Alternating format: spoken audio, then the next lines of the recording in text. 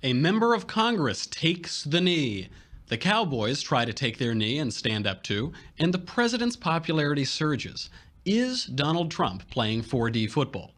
We will discuss the relationship between national sports and nationalism in elections around the world after Germany's shocking election Sunday with an actual journalist, Mary M. Lane.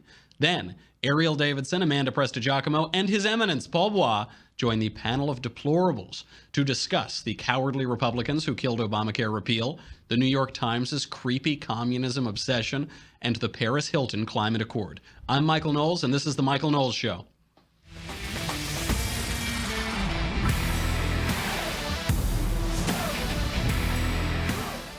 We have an actual journalist coming on this show. Typically, we try to stick strictly to fake news reporters, but we're breaking that rule for once. We're going to have Mary Lane on. She's written for the Washington Post, New York Times, the Wall Street Journal, the New York Times, Associated Press, and she has a really interesting perspective on how these sports protests and football protests relate to nationalism and national elections. But first, we have got to run down very quickly all that has happened in the NFL in just the last 24 hours. You know, Kim Jong-un is about to fire rockets all over the world, but we need to focus on the important things like the National Football League. So, to begin, this just broke about 20 minutes ago.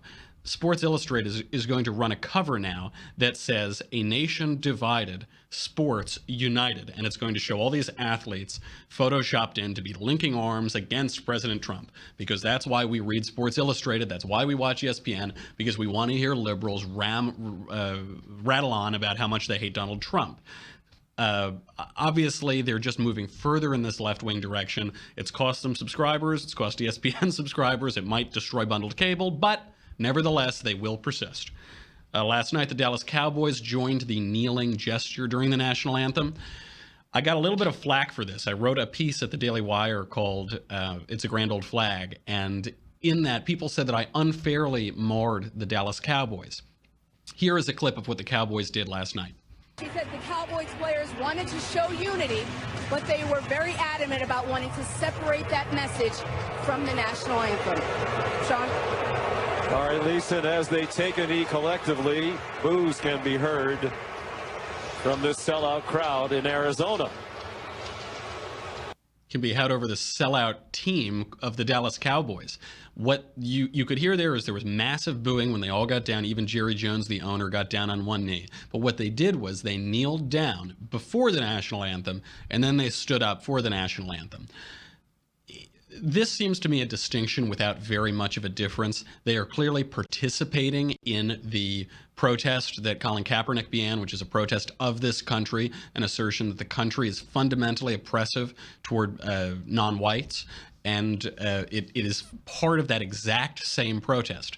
Now, they wanted to have their protest and eat it too, or something like that. They wanted to have it both ways. I think it was too clever by half, an absolute cynical failure. But Dave Rubin brought up this point yesterday. With all of these teams kneeling down, what are they going to do? Are they going to stand up in 3 weeks? They say, okay, all of the racial problems in the country are over. We can stand up now. Of course not. They've backed themselves into a political corner. If the Cowboys think that this is their way of getting out of that political corner by changing the timing of the kneeling, whatever. I think it's pathetic. I think these people are cowards and too big for their britches. They're paid tens of millions of dollars a year, and they're paid to run around a field and to entertain us. They have to run their mouths about politics, about which they know absolutely nothing. It's totally ungrateful. It's inexcusable. I won't be watching. Not that I watch a lot of football to begin with. I'll be watching even less now. But if it can end this nonsense, then sure, I suppose that's fine.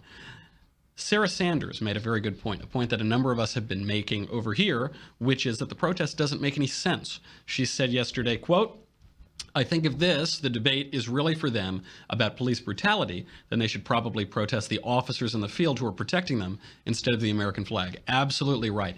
It is a nonsense to protest the American flag. The very fact of your being able to protest that American flag without prosecution is a defeater for your protest in the first place. It undermines the premises of your protest, which is that the country is fundamentally rotten and oppressive toward whichever demographics of people. So good point from Sarah Sanders. I'm glad. We missed Scaramucci. We were very upset when the mooch had to leave, but Sarah Sanders is doing a good job. Maxine Waters says that Trump should be impeached over his tweets. I don't think that requires any commentary. Gotta love Maxine Waters. And then a Congressional Black Caucus member has decided to take the knee. Here is Sheila Jackson Lee. And you cannot abridge without law and regulation. And there is no regulation that says that these young men cannot stand against the dishonoring of their mothers by you calling them fire the son of a bee. You tell me which of those children's mothers are a son of a bee. That is racism. You cannot deny it. You cannot run for it. And I kneel in honor of them. If anybody could quite make out what the point was that Sheila Jackson Lee had to say, please write in and let me know. This is the same woman who compared the Tea Party to the KKK in 2010. She has nothing of value to add to this country or to the federal government, and she is funny to watch, though. She did make one small point, which is that there's no rule that says that they can't take a knee during the national anthem. I'm not sure about that. There are regulations in the league governing what they can dance to in the end zone. I recommend the lyrics to a song that would be great for them to dance to called It's a Grand Old Flag, It's a High-Flying Flag, and Forever in Peace May She Wave, the emblem of the land I love, the home of the free and the brave. I'm not sure that they'll learn that anytime soon, but anyway, there is now a bipartisan effort underway to strip the NFL of taxpayer funding for stadiums. This bill was co-sponsored by Cory Booker, a Democrat, and James Lankford, a Republican, in June. It is now gaining steam, obviously under very different circumstances, and it's gaining steam on Capitol Hill. Probably people like Cory Booker will pull out of that now that there is this partisan, anti-Trump racial tinge to it, but we'll see what happens. That is all the background. Now we have, if I can ever get my earpiece to work properly, with that, we have to bring in our excellent panel of deplorables. We have a wonderful one today. We have Erielle Davidson from the Hoover Institution, Amanda Prestigiacomo from the Daily Wire, and His Eminence, Paul Bois. So very quickly, I don't want to harp on the NFL too much, but just going around the horn here, Erielle, do you agree with President Trump's handling of this cultural issue? And is he playing 4D football? It's a tough question. It's hard to always predict what's going on in the mind of President Trump. Certainly true. Right? I will say this. I've had a few people ask me this now, and I'll try to keep it short and sweet. And I always direct people to this article that Matthew Betley put out in Weekly Standard. I think it was earlier this morning, and I thought it was a wonderful piece written by a Marine veteran. And he sort of, he said that we should try to approach some level of understanding, perhaps, with both the people who are frustrated by those who are kneeling and for those who are kneeling. My one critique would be that I don't really know what the kneelers want, what the ultimate objective will be after this is done. Are they going to continue to kneel for 3 to 4 weeks? Are they going to kneel indefinitely? So my question would be, whenever we see any sort of activism, there's usually a primary objective at the end of that activism. And not on the left. It's perpetual revolution, Erielle. It's perpetual revolution. I know that. And Stacey on the right this morning did a radio show in St. Louis, and she's a great, wonderful political commentator. If you don't listen to her, I recommend it. But she sort of commented, she said, I'm really curious what they want at the end of this protesting. Is there a final objective that they're working towards? In which case, let's talk about that. But I think the lack of sort of having a clear-cut objective is what's most troubling to me, because I don't have a problem with protests. That's the American, that's our fine art in America. We protest like no one else can protest because we have wonderful laws that protect us and allow us to do that. So I'm fine with people protesting. I just want to know, what are you protesting? If you're not protesting the flag, and why are you kneeling during it? And there are two questions here. There's the meta-political question, which is, do I think it should be outlawed? Of course not. In that sense, I'm fine with it. I like our constitutional protections. But then there's the real political question. Is it a good protest or is it a bad protest? Does it help America? Does it hurt America? Is it truthful or is it false? And I think it's absolute nonsense. Amanda, is he playing 4D football? And should he be? Well, I think President Trump is doing this kind of for personal reasons. He's just trying to rally his base. Absolutely, a lot has happened with DACA, and healthcare is a disaster. Tax reform again on the back burner. So that being said, this was the easiest trap in the world. I mean, this is clearly. I don't typically say this about President Trump, but this is clearly 4D chess or football, yeah, as you 4D said. football, yeah. I think that makes it rugby. I'm not sure. I don't know a lot about sports. Right. This was the easiest trap in the world. I mean, he's getting his enemies to kneel during the playing of our national anthem. I mean, this is not rallying just the base. This is rallying most of America, a majority of Americans who think that's disrespectful and disgusting to basically spit on, the graves of those people who fought for your freedom to do that. Like you said, of course you can. Is it politically advantageous? Does it make any sense? Is it disrespectful? Should you do it? So President Trump, this is a big win on his part. Mm-hmm. And I know Rush Limbaugh was mentioning this today. People kind of overlook the cultural war, but it's so important to politics. I mean, like Andrew Everything Breitbart else is said. Just accounting, Amanda. Everything that isn't cultural is just accounting. Exactly. So this was actually, it's a little, it's divisive, sure. But it's kind of a war that needs to be fought, and they walked right into President Trump's trap. So smart move by him. Your Eminence, Mr. Bois, I know that you think it's 4D chess, so we have to move on to more news. Nominally Republican Senator Susan Collins has given the final nail in the coffin for Obamacare repeal after other nominally Republican senators, John McCain and Rand Paul, also vowed to keep in place the law they promised for 8 years to repeal.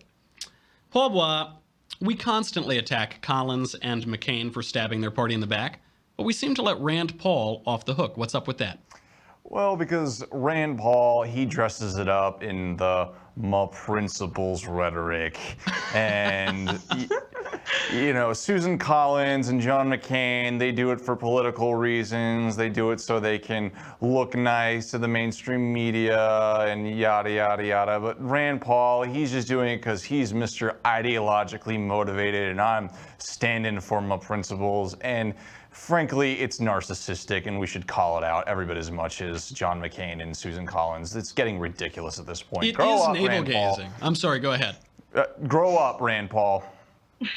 It is navel-gazing. There's this excellent essay, which I frequently recommend, Rationalism in Politics, by Michael Oakeshott. And in it he says, the rationalist, the ideologues like Rand Paul, they're always standing for something. They're never really doing anything, but they're standing, and then they stand. Their legs probably get tired because of all this standing. Well, thanks for your principles, Rand Paul. It's gotten us absolutely nothing. Good job. You've accomplished nothing. Go home.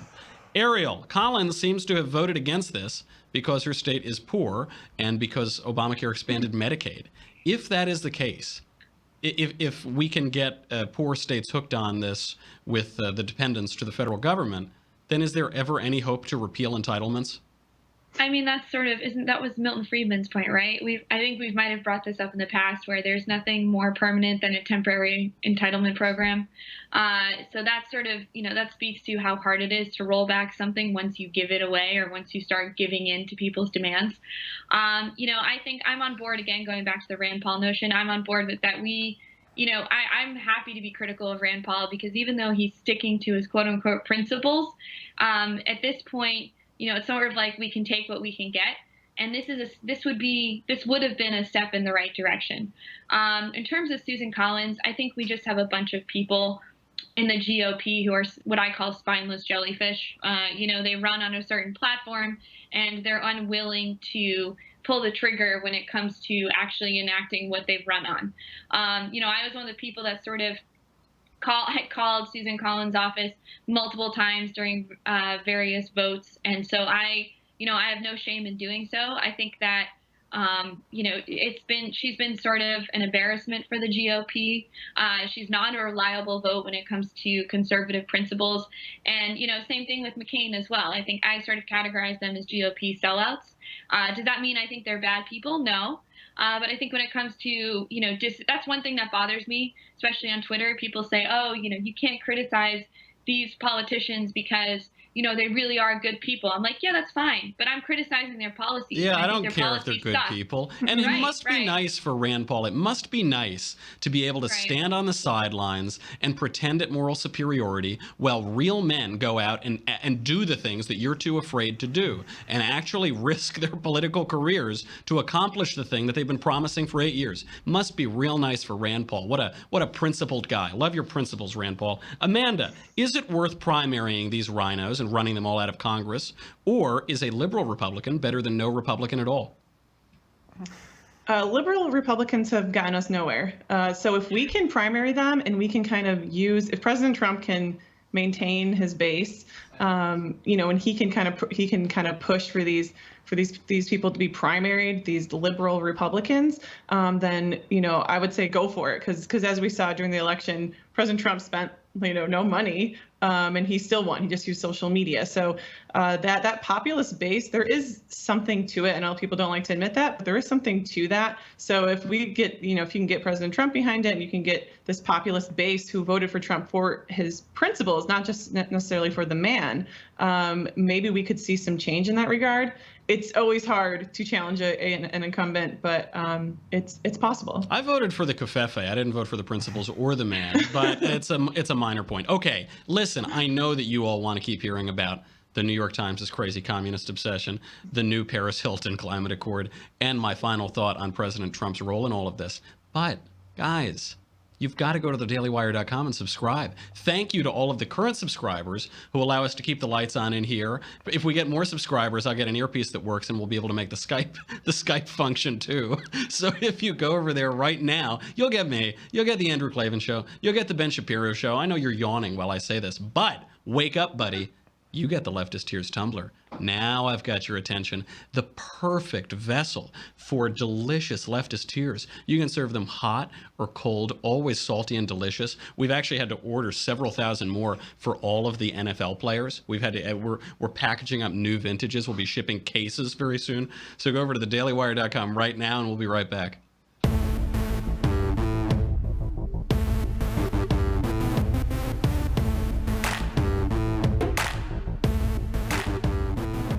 The New York Times is continuing its creepy obsession with communism. The former newspaper of record tweeted yesterday, quote, "For all its flaws, the communist revolution taught Chinese women to dream big."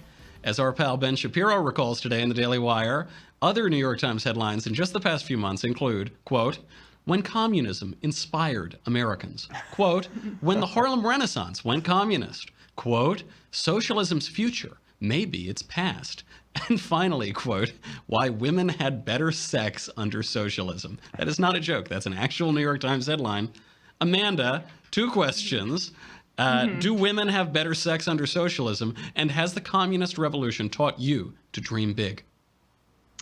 Yeah, well, I mean, once you're out of the breadline and once you fend off starvation, I heard the sex is fantastic. I'm gonna have to take their word for it, but that's what I hear. And then also, actually, once you have so many abortions, forced abortions by the government, you'll become, sterile, you'll be infertile, and then you can just have as much sex as you want, and there'll be no consequences at all. So it could be great. Yeah, it's a utopia you're painting. Erielle, right. Socialism is an old, failed, dead philosophy. Why is it being trotted out as fresh and fun 134 years after the death of Karl Marx?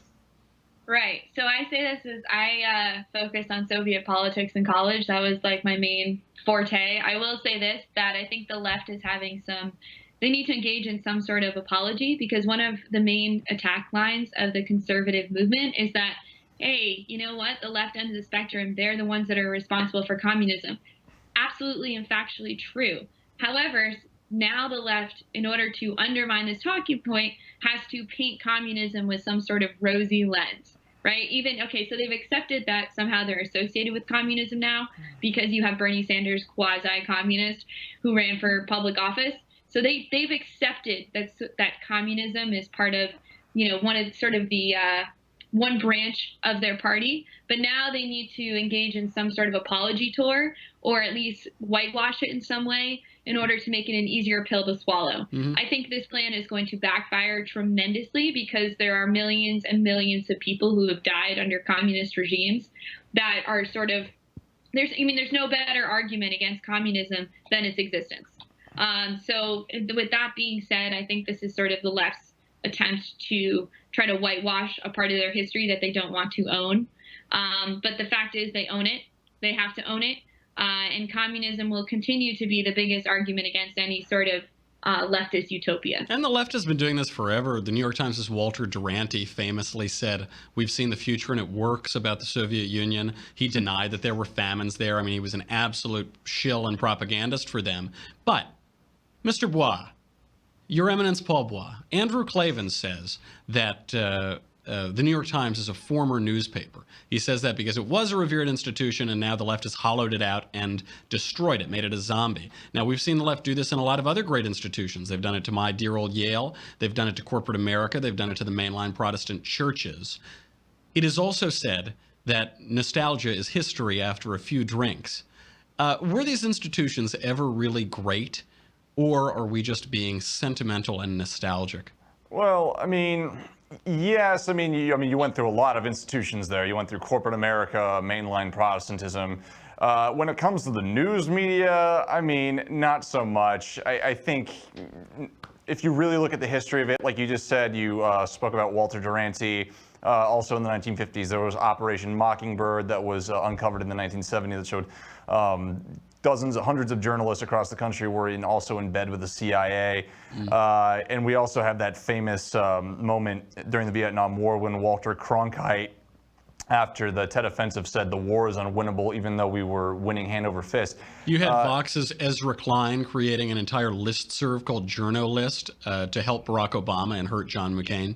I'm sorry, can you repeat that again? We had Vox's Ezra Klein created an entire listserv called Journo List to hurt John McCain and to help Barack Obama. Oh yeah, there was of course that. I mean, so it's been prevalent for decades now. Fair enough. We need to move on to much more important issues, global issues, like the brand new Paris Climate Accord, the Paris Hilton Climate Accord.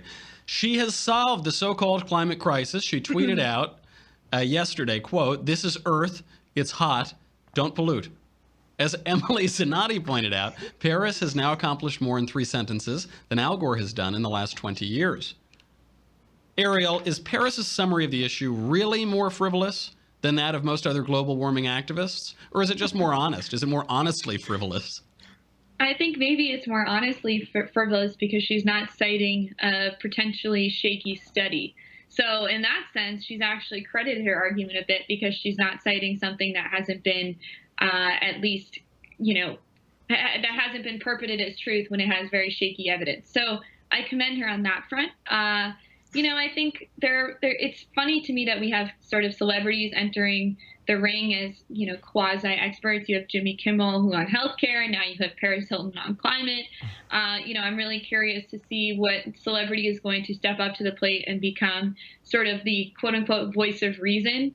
I think this is we're trending towards a somewhat dangerous time in terms of who we look to for advice. I think what's most alarming, even going back to the Jimmy Kimmel thing, was that he had been fed talking points by Chuck Schumer. So I'm curious to see who's going to start feeding Paris Hilton talking points in order to spread her message far and wide. But it is very simplistic and it's not too pushy. So I'm not gonna rag on her too much, right? I can get behind not polluting. I don't want to see garbage all over the street. I can do that. I guess the left makes me so reactionary. I just want to pour vats of oil on little baby seals and stuff. Right. They do this to me. Why do they make me do this? Amanda, something tells me that Paris does not lose much sleep over the climate. Now, I'm curious, for what percentage of climate alarmists are they genuinely concerned and worried about global warming? And for what percentage of them is this just a social signaling mechanism? I think there's a healthy majority who see this as a money-making scam. I think, and for prominence. So if you look at Al Gore, I mean, he has the beachfront home. Why aren't the sea levels going to eat everything up? I mean, he'll float. It's very He'll just phony, keep floating. But yeah. But I also would not put what's her name, Paris Hilton, in this category because I actually admire Paris Hilton. I mean, she has done. I've never seen anyone do so little to get so much money and fame. So I'm actually. I admire Paris You're on the Hilton, Michael Knowles show, Amanda. She, my God, yeah. Paris Hilton He's is amazing. Aside from Michael Knowles, no one has done less to get more. That is true. I do take personal inspiration from her, but she's amazing. I mean, she's pretty. She got famous for being famous. She got rich for being rich. God bless her. That's the American dream.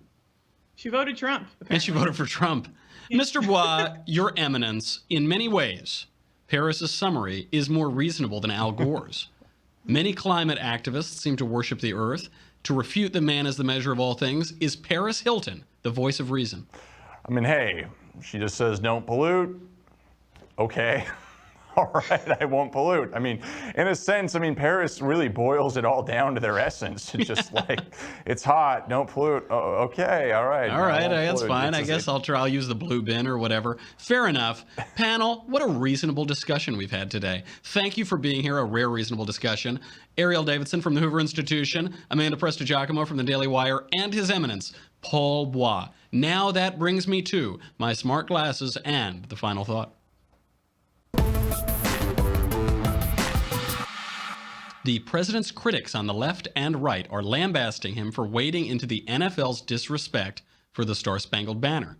They say the protest isn't a big deal, that it's not worth the president's attention. As a rule, nobody has ever honestly insisted that, quote, it isn't a big deal. Whenever they say that, you can bet it's a big deal. The flag is a symbol of the country, and it is perfectly within the scope of the president's rhetorical responsibilities to stand up against those who attack the country itself. But, his critics insist, it isn't seemly for a president to wade into these cultural issues. The country, they say, has never been wealthier, never more economically prosperous. But that's precisely the point. The country's troubles at this moment are not primarily economic, they're cultural. America did not elect Donald Trump because he offered the most free market tax policies. He didn't. We did not elect Donald Trump because he promised to finally address entitlement reform and right the country's fiscal ship. He explicitly did not promise that. We elected Donald Trump because he is a singular cultural figure who echoed not just the words of Ronald Reagan, but the wish of patriots horrified to see Barack Obama apologize for the greatest, freest, most charitable nation in the history of the world, who hoped to make America great again. The culture is rightly at the fore of most Americans' minds, and we elected a culture warrior to beat back the destructive, anti-American barbarians to restore a culture of gratitude for the country that has given us and the rest of the world so much and asked so little in return. Now more than ever, despite the constant negative press. Covfefe. I am Michael Knowles. This is The Michael Knowles Show. Come back tomorrow. We'll do it all again.